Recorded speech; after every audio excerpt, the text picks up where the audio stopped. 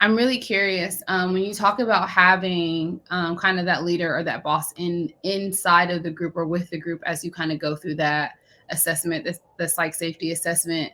I know that sometimes when leadership is present, people can get a little bit clammed up, right, and maybe a little nervous, to be transparent. I want to ask two questions.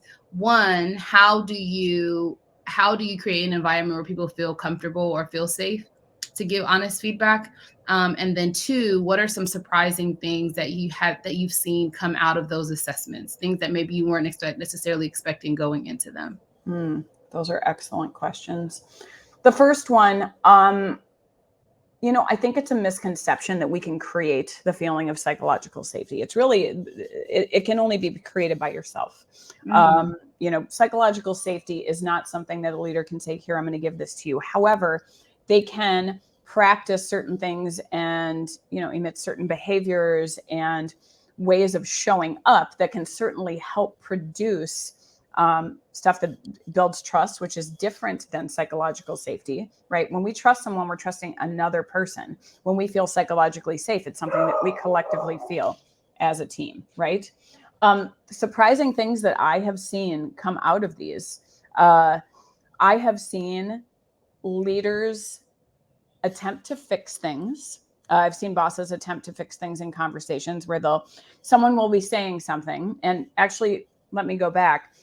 When we do these psychological safety indexes, I meet with every leader prior by themselves to say, this is the sort of behavior that leads to really powerful conversations.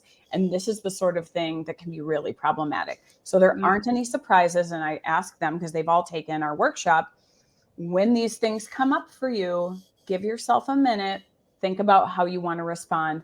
But we're human. We're not always going to do that.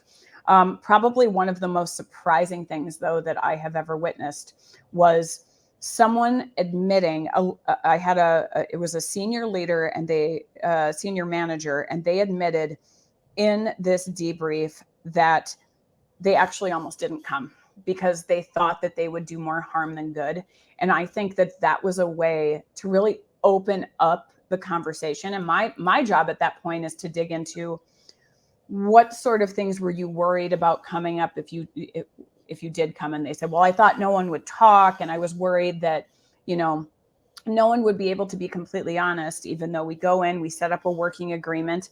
It's one of those things where you get out of it what you put into it. But when managers, I'm so trying to avoid the word leader, when managers go in and are vulnerable like that and can be honest about how they really feel, it makes a huge impact.